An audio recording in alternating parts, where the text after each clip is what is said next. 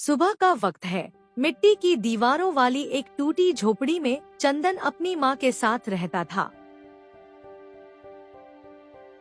चंदन, सूरज सिर पर आ गया है। उठ गया क्या बेटा? हाँ माँ, बस उठ गया। आपकी तबीयत कैसी है आज?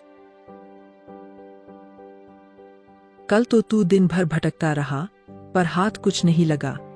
आज किस्मत चमकेगी माँ। सुना है जमींदार के यहाँ कुछ मजदूरों की जरूरत है। आप फिक्र मत करो, भगवान बड़े दयालु है। बेटा, याद रखना, चाहे प्राण निकल जाए पर अपनी ईमानदारी मत छोड़ना। मेहनत की आधी रोटी चोरी के पकवानों से बड़ी होती है। वही तो कर रहा हूँ माँ। आपकी दी हुई सीख ही तो मेरी पूंजी है। चूल्हे पर चंदन ने एक आखिरी रोटी सेंकी। वह उसे माँ की ओर बढ़ाता है। नहीं बेटा, तू काम पर जा रहा है, ये तू खा ले। नहीं माँ, मैंने बाहर चने खा लिए थे। आप खाओ, आपको दवा भी लेनी है। तू झूठ बोल रहा है न, तेरा चेहरा सब बता रहा है। बस माँ, अब मैं चलता हूँ। चंदन गांव के चौराहे से गुजर रहा है। दो बूढ़े काका बैठे हुए। ए चंदन, कहाँ जा रहा है? उस तरफ मत जाना जहाँ वह पुराना बरगद है। क्यों काका? वहाँ से रास्ता छोटा पड़ता है और काम मिलने की उम्मीद भी है। उस पेड़ पर साया है।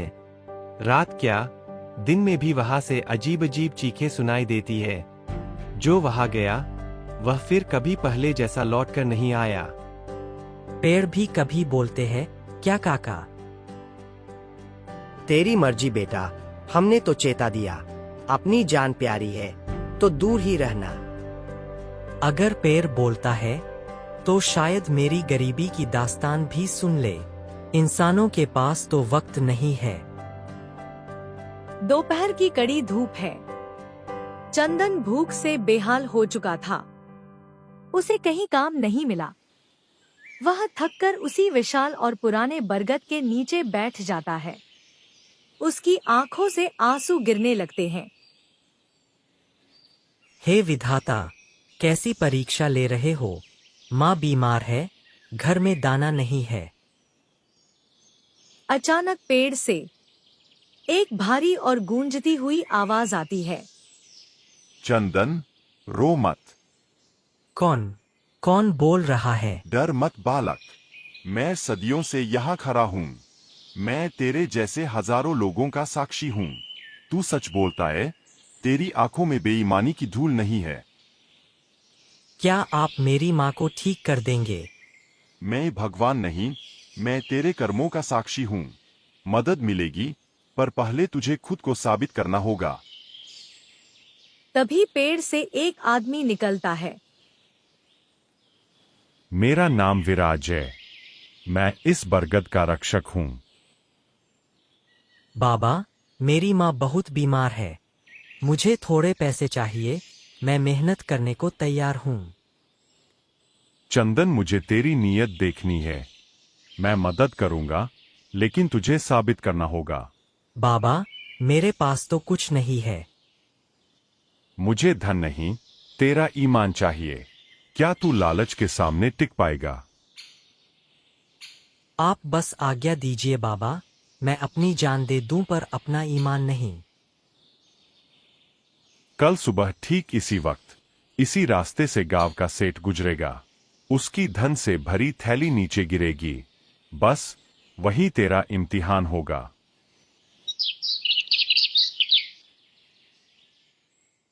अगली सुबह चंदन झाड़ियों के पीछे से देख रहा था। सेठ जी हाथ में रुपयों की पोटली लिए जा रहे थे। अचानक उनसे पोटली झाड़ियों में गिर जाती है। सेठ को पता नहीं चलता और वह आगे बढ़ जाते हैं। बाप रे, इसमें तो इतने पैसे हैं कि मैं जिंदगी भर खा सकूं। माँ का इलाज भी हो जाएगा और नया घर भी बन जाएगा। तभी उसे माँ की बात याद आती है। मेहनत की आधी रोटी चोरी के पकवानों से बड़ी होती है। सेठ जी, रुकिए, आपकी थैली गिर गई है। ए लड़के, ये थैली तुझे कहाँ से मिली?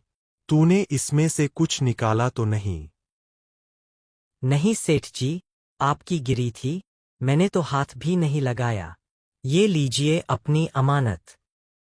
सब ठीक है। ला बेटा, तू गरीब दिखता है, ये ले कुछ रुपया इनाम रख ले। नहीं सेठ जी, आपकी चीज वापस करना मेरा फर्ज था, और फर्ज की कोई कीमत नहीं होती। मुझे गलत कमाई का इनाम नहीं चाहिए। चंदन घर पहुंचता है। घर के बाहर अनाज का बोरा और दवाइयां रखी थी। चंदन, ये देख बेटा, कोई घर के बाहर ये सब छोड़ गया। ये कहाँ से आया? ये मेरी मेहनत नहीं माँ, मेरी ईमानदारी का फल है। कुछ दिन अच्छे बीते, पर अचानक एक रात माँ की तबीयत बहुत बिगड़ गई। माँ, क्या हुआ आपको? बेटा, सिर में बहुत तेज दर्द है। चंदन गांव के डॉक्टर को बुला लाता है। डॉक्टर साहब, देखिए मेरी माँ को क्या हुआ है। डॉक्टर जांच करने के बाद, चंदन, हालत बहुत खराब है। शहर ले जाना होगा। इनके ऑपरेशन और दवाइयों में कम से कम 20,000 रुपए लगेंगे। इतने पैसे? डॉक्टर साहब, थोड़ा कम नहीं हो सकता? जान बचाने के लिए इतना तो लगेगा ही। कल सुबह तक पैसों का इंतजाम करो, वरना देर हो जाएगी। चंदन आधी रात को उस बरगद के पास पहुंचता है। वह रोने लगता है। बाबा विराज, कहाँ हो आप? आज मेरी माँ बहुत बीमार है, मेरी मदद करो। क्यों रोता है बेटा? बाबा, माँ बीमार है। डॉक्टर 20,000 मांग रहा है। मैं कहाँ से लाऊंगा? मैंने कभी किसी का बुरा नहीं किया, फिर मेरी माँ के साथ ऐसा क्यों? रो मत बेटा, तेरा दर्द अब मेरा दर्द है। तूने हमेशा सच का साथ दिया है। तभी पेड़ की टहनी से सोने के सिक्कों की एक भारी पोटली चंदन के पास गिरती है। ले चंदन, जा, अपनी माँ का इलाज करवा। ये तेरे सच्चे आंसुओं की कीमत है। चंदन की माँ ठीक हो गई। गांव में चर्चा होने लगी कि आखिर चंदन रातों रात इतना पैसा कहाँ से ला रहा है। सेठ जी को शक हुआ।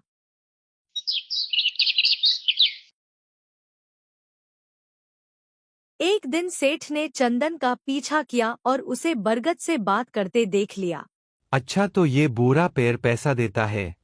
इस लड़के ने मुझे बेवकूफ बनाया। अगर ये पैर मेरा हो जाए तो मैं शहर का सबसे अमीर आदमी बन जाऊंगा। अगली सुबह सेठ 2 मजदूरों को लेकर कुल्हाड़ी के साथ बरगद के पेड़ के पास पहुंचा। चलो, इस पुराने बरगद को काट डालो। इसकी लकड़ी बेचेंगे और इसकी जड़ों में जो खजाना है वो मेरा होगा। नहीं सेठ जी, ये बहुत पुराना पेड़ है, इसे काटना पाप होगा। चुप रहो, तुम्हें पैसे देता हूँ, काटो इसे। जैसे ही मजदूर कुल्हाड़ी चलाते हैं, चंदन वहां पहुंच जाता है और कहता है, रुको, ये पैर मत काटो, इसने मुझे जीवन दिया है, ये मेरी माँ की तरह है। हटाओ इस भिखारी को यहाँ से। ये जमीन गांव की है और मैं इसे कटवाकर यहाँ गोदाम बनाऊंगा। तभी वहां गांव के प्रधान जी आ जाते हैं। ठहरो सेठ, ये तुम क्या कर रहे हो? ये पेड़ गांव में काफी समय से है। इसे काटना कानूनन जुर्म है। प्रधान जी, ये लड़का जादू करता है। ये पेड़ खतरनाक है। जादू पेड़ में नहीं, चंदन की नीयत में है। चंदन ने अपनी ईमानदारी से सबका दिल जीता है। सेठ, अगर तुमने इस पर कुल्हाड़ी चलाई तो तुम्हें गांव से बाहर कर दिया जाएगा। माफ कर दो प्रधान जी, मुझसे गलती हो गई। सेठ जी, माफी शब्दों से नहीं, कर्मों से मिलती है। इस पेड़ के नीचे बैठकर कभी गरीबों की मदद कीजिए, तब माफी मिलेगी। अब चंदन और उसकी माँ एक छोटे से पक्के घर में सुख से रहते हैं। चंदन ने बरगद के पास एक पाठशाला खोल दी है। बाबा, आप मेरे दिल में हमेशा रहोगे। आपकी वजह से आज मेरी माँ मेरे साथ है। बेटा, अब हमें गरीबी का डर नहीं है, क्योंकि हमने ईमानदारी का हाथ थाम रखा है। जो इंसान सच और ईमानदारी के रास्ते पर चलता है, पूरी कायनात उसकी मदद के लिए खड़ी हो जाती है। मेहनत का फल देर से मिल सकता है, पर मिलता जरूर है।